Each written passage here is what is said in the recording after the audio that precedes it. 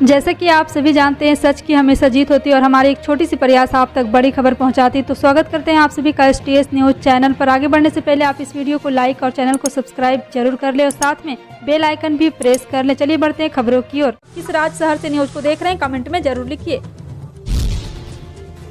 सरकारी कर्मचारियों के लिए बड़ी खुशखबरी है। होली से पहले सरकार ने कर्मचारियों को बड़ा तोहफा दिया है। सरकार ने पुरानी पेंशन स्कीम को लेकर बड़ा ऐलान किया है। सरकार ने कर्मचारियों के लिए पुरानी पेंशन योजना को बहाल करने की घोषणा की है।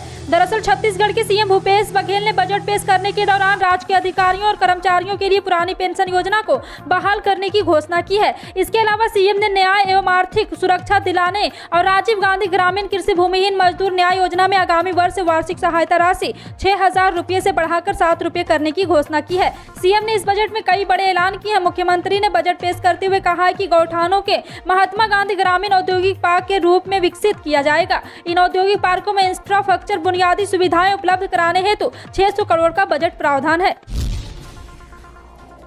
दिल्ली में MCD चुनाव टालने पर सियासत गर्मा गई है। आम आदमी पार्टी ने भारतीय जनता पार्टी के खिलाफ मोर्चा खोल दिया है। AAP कार्यकर्ता ने दिल्ली में बीजेपी के खिलाफ प्रदर्शन किया। साथ ही उन्होंने दिल्ली में बीजेपी कार्यालय का घेराव किया है। बता दें कि केंद्र सरकार ने दिल्ली नगर निगम के एकीकरण की बात कही है, जिसको लेकर स्टेट कलेक्शन कमीशन को एक चिट्ठी भेजी थी। आम आदमी पार्टी कार्यकर्ता निगर चुनाव टालने के विरोध में सड़क पर उतर आए हैं।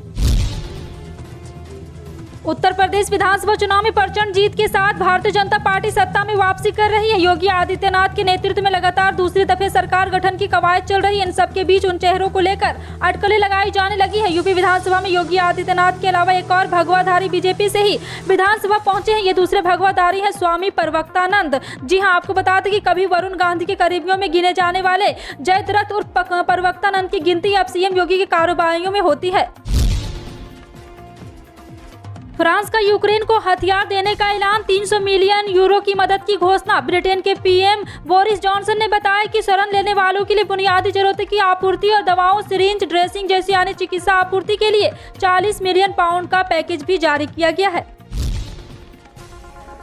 पंजाब के नए मुख्यमंत्री के रूप में शपथ लेने से पहले भगवंत मान ने लोकसभा सांसद के पद से सोमवार को इस्तीफा दे दिया। राष्ट्रीय राजधानी दिल्ली पहुंचे भगवंत मान लोकसभा स्पीकर ओम बिरला से मिले और उनको अपना इस्तीफा दे दिया। इससे पहले भगवंत मान ने दिल्ली में आम आदमी पार्टी के संयोजक और मुख्यमंत्री अरविंद केजरीवाल और उप मुख्यमंत्री मनीष सिसोदिया से भी मुलाकात की। भगवंत मान ने पार्टी के दोनों नेताओं को उनके शपथ ग्रहण समारोह में शामिल होने का न्योता भी दिया। आपको बता दें कि पंजाब में आम आदमी पार्टी ने प्रचंड बहुमत हासिल किया है। आम आदमी पार्टी ने यहां 117 सीटों में से 92 पर जीत हासिल की है।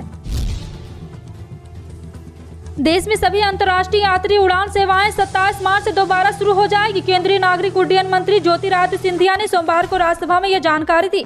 सिंधिया ने यह घोषणा प्रश्नकाल के दौरान की, जब 1 महीने के अंतराल के बाद बजट सत्र के दूसरे भाग के लिए राज्यसभा की कार्रवाई शुरू हुई। सिंधिया ने कहा है कि सभी नियमित अंतर्राष्ट्रीय उड़ानें 27 मार्च से 100% क्षमता के साथ संचालित होगी, क्योंकि भारत में कोरोना वायरस की स्थिति में अब सुधार हुआ है। सरकार ने 23 मार्च 2020 से एक सप्ताह के लिए सभी अंतर्राष्ट्रीय निर्धारित उड़ानों पर प्रतिबंध लगा दिया था। लगातार बढ़ती महामारी के बीच यह प्रतिबंध लगभग 2 वर्षों तक बढ़ा और हालांकि एयर बबल के तहत जुलाई 2020 से भारत और लगभग 35 अन्य देशों के बीच विशेष अंतर्राष्ट्रीय उड़ानें संचालित हो रही हैं।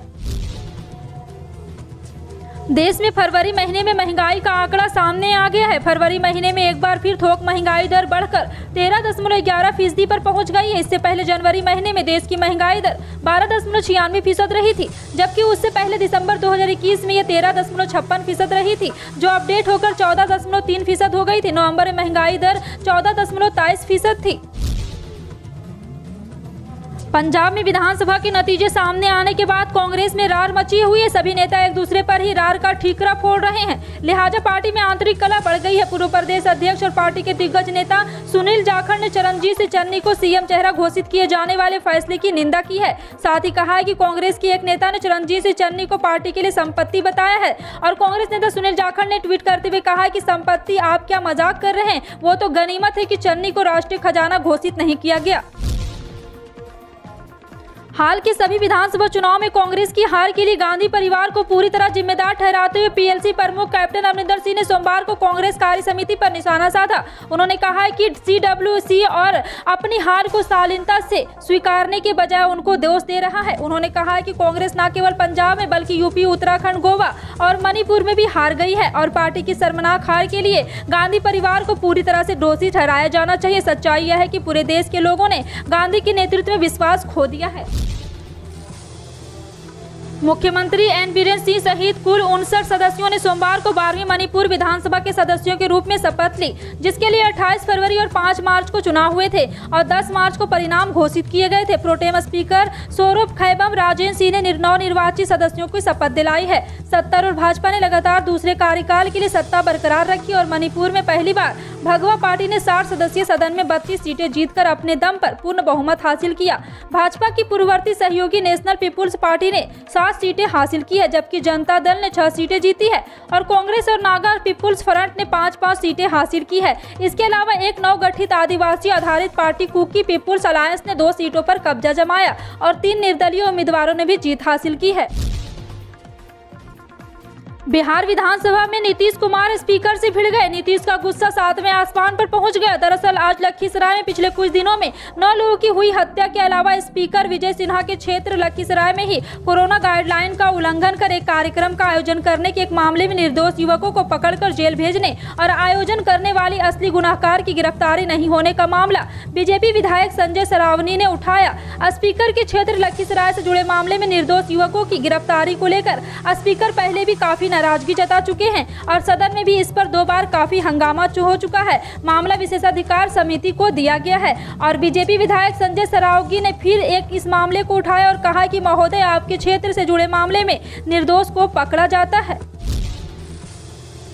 देश में कोरोना की रोकथाम के लिए केंद्र सरकार लगातार नए कदम उठा रही है। अब सरकार ने 12 से 14 साल के बच्चों के लिए कोरोना की रोकथाम के लिए टीका लगाने की अनुमति दे दी है। साथ ही 60 साल से अधिक आयु के बुजुर्गों को प्रिकॉशन डोज भी इसी दिन से लगनी शुरू हो जाएगी। केंद्रीय स्वास्थ्य मंत्री डॉक्टर मनसुख मांडविया ने इसकी जानकारी ट्वीट करके दी है। ट्वीट में लिखा है कि बच्चे सुरक्षित तो देश सुरक्षित। मुझे बताते हुए खुशी है कि 16 मार्च से 12 से 13 व 13 से 14 आयु वर्ग के बच्चों को कोविड टीकाकरण शुरू हो रहा है। साथ ही 60+ आयु के सभी लोग प्रिकॉशन डोज लगवा पाएंगे। मेरे बच्चों और परिजनों व 60 पर आयु वर्ग के लोगों से आग्रह है कि वैक्सीन जरूर लगवाएं।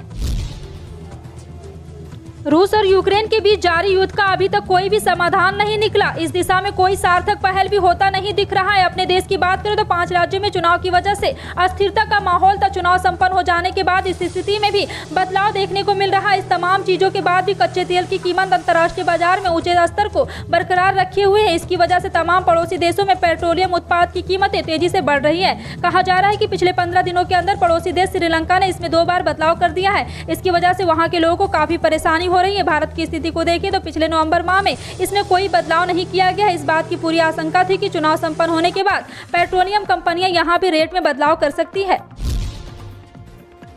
तापमान में वृद्धि जारी है। यदि यही ट्रेंड रहा तो आज का दिन इस सीजन का सबसे गर्म दिन साबित हो सकता है। इसका अंदाज सुबह को देखकर ही लगाया जा सकता है। सोमवार की सुबह का तापमान करीब 20 डिग्री हुआ है और इस वर्ष का सुबह के समय दर्ज किया जाने वाला सबसे अधिक तापमान।